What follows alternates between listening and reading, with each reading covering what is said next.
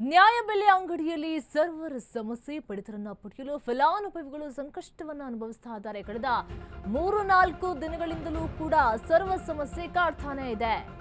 ಅಂಗಡಿ ಮುಂದೆ ನಿಂತ್ಕೊಂಡು ಕಾಟಿಟ್ಕೊಂಡು ಪರದಾಡ್ತಾ ಇದ್ದಾರೆ. ಆದರೆ ಸರ್ವರ್ ಸಮಸ್ಯೆ ಮಾತ್ರ ಬಗೆಹರಿತಾ ಇಲ್ಲ. ಪಡಿತರವನ್ನು ಪಡೆಯೋದಕ್ಕೋಸ್ಕರ ಫಲಾನುಭವಿಗಳು ಕಷ್ಟಪಡ್ತಾ ಇದ್ದಾರೆ. 3-4 ದಿನಗಳಿಂದಲೂ ಕೂಡ ಇದೇ ಸಮಸ್ಯೆ ಕಾಡ್ತಾ ಇದೆ. ಬಾಗಲಕೋಟೆ ಜಿಲ್ಲೆಯಾದ್ಯಂತ ಕೂಡ ಇಂಟರ್ನೆಟ್ ಕೈಕೊಟ್ಟಿದೆ. ರಬಕವಿ ಬನಹಟ್ಟಿ ತಾಲೂಕಿನಲ್ಲಿ ಸರ್ವರ್ ಸಮಸ್ಯೆ ಜೋರಾಗೇ ಇದೆ. ಯಲ್ಲಟ್ಟಿ ಗ್ರಾಮದಲ್ಲಿ ಪಡಿತರಕ್ಕಾಗಿ ಜನರು ಕ್ಯೂ ನಿಂತ್ಕೊಂಡಿದ್ದಾರೆ. ಮುಂಜಾನೆಯಿಂದ ಸಂಜೆವರೆಗೂ ಕೂಡ ಕಾಯುವಂತ ಪರಿಸ್ಥಿತಿ ಇದೆ.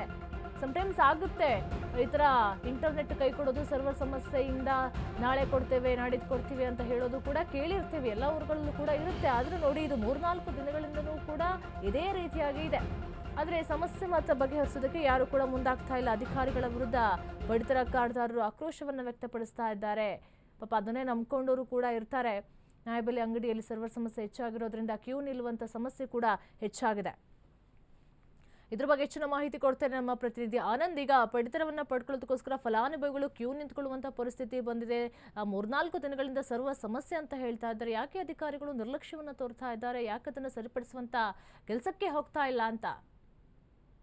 ಏನು ಅಂದ್ರೆ, ಇದು ಏನು ಕಳೆದ 3-4 ದಿನವರೆಗೆ ಆಯ್ತು. ಇಲ್ಲಿ ಏನು ಸರ್ವರ್ ಪ್ರಾಬ್ಲಮ್ ಇಂದಾಗಿ ಏನು ಇವರು ಪಡಿತರ ಚೀಟಿ ರೇಷನ್ ಏನು ಅವ್ರು ತೆಗೆದುಕೊಂಡು ಬರ್ತಿದ್ದಾರೆ ಗ್ರಾಹಕರು ಮತ್ತು ಸ್ಥಳೀಯರು. ಹೀಗಾಗಿ ಅವ್ರಿಗೇನು ಸಾಕಷ್ಟು ತೊಂದರೆ ಉಂಟಾಗುತ್ತದೆ.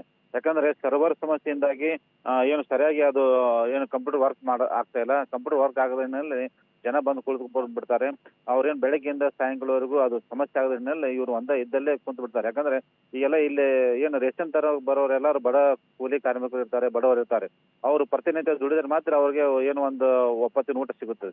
ಇಂಥವ್ರು ಬೆಳಗ್ಗೆಯಿಂದ ಸಾಯಂಕಾಲ ಕುಳಿತುಕೊಂಡ್ರೆ ಅವರು ಉದ್ಯೋಗ ಏನ್ ಮಾಡ್ಬೇಕು ಅನ್ನೋದು, ಅವ್ರು ಯಾವ ತರ ಒಂದು ಉಪಜೀವನ ಸಾಗಿಸಬೇಕು ಅನ್ನೋದು ಒಂದು ಚಿಂತೆ ಆಗಿದೆ. ಈ ಬಗ್ಗೆ ಏನು ಸಂಬಂಧಪಟ್ಟ ಅಧಿಕಾರಿಗಳು ಗಮನಕ್ಕೆ ತಂದರೂ ಸಹ ಅದು ಯಾವುದೇ ಒಂದು ಏನು ಕ್ರಮ ತೆಗೆದುಕೊಳ್ತಿಲ್ಲ. ಯಾಕಂದ್ರೆ ಇದು ಕೇವಲ ಬಾಗಲಕೋಟೆ ಜಿಲ್ಲೆ ಅಷ್ಟೇ ಅಲ್ಲ, ಇದು ರಾಜ್ಯಾದ್ಯಂತ ಈ ತರ ಸಮಸ್ಯೆ ಆಗಿದೆ. ಹೀಗಾಗಿ ನಾವು ಏನ್ ಮೇಲ್ಮಟ್ಟ ಅಧಿಕಾರಿಗಳಿಗೆ ಮಾಹಿತಿ ನೀಡಿದ್ವಿ ಅಂತ ಹೇಳಿ ಈ ಸಂಬಂಧಪಟ್ಟ ಇಲಾಖೆಯವರು ತಿಳಿಸಿದ್ದಾರೆ. ಆದ್ರೂ ಸಹ ಏನು ಈ ಅಧಿಕಾರಿಗಳು ಕಣ್ಮುಚ್ಚಿ ಕುಳಿತುಕೊಂಡಿದ್ದಾರೆ ಅಂತ ಹೇಳಿ ಏನು ಸ್ಥಳೀಯರು ಒಂದು ಹಿಡಿಶಾಪ ಹಾಕ್ತಿದ್ದಾರೆ. ಯಾಕಂದ್ರೆ ಅವರು ಪ್ರತಿನಿತ್ಯ ಏನು ಬೆಳಗ್ಗೆಯಿಂದ ಸಾಯಂಕಾಲ ಕುಳಿತುಕೊಂಡು ತಮ್ಮ ಉದ್ಯೋಗ ಇಲ್ಲದೆ ಈ ತರ ಆಗೋದ್ರಿಂದ ಅವ್ರಿಗೆ ಸಾಕಷ್ಟು ತೊಂದರೆ ಆಗುತ್ತದೆ. ಈ ಕೂಡಲೇ ಇದು ಶೀಘ್ರವಾಗಿ ಇದು ಗುಣಮಟ್ಟವಾದ ರೀತಿ ಅಂತ ಏನು ಸರ್ವರ್ ಮಾಡಬೇಕು, ಇಲ್ಲಾಂದ್ರೆ ಪೂರ ಒಂದು ವ್ಯವಸ್ಥೆ ಚೇಂಜ್ ಮಾಡು ಅಂತ ಹೇಳಿ ಇಲ್ಲಿ ಸ್ಥಳೀಯರ ಒಂದು ಆಗ್ರಹವಾಗಿದೆ. ನಿರೀಕ್ಷೆ. ಓಕೆ, ಥ್ಯಾಂಕ್ ಯು ಆನಂದ್ ನಿಮ್ಮೆಲ್ಲ ಮಾಹಿತಿಗಾಗಿ.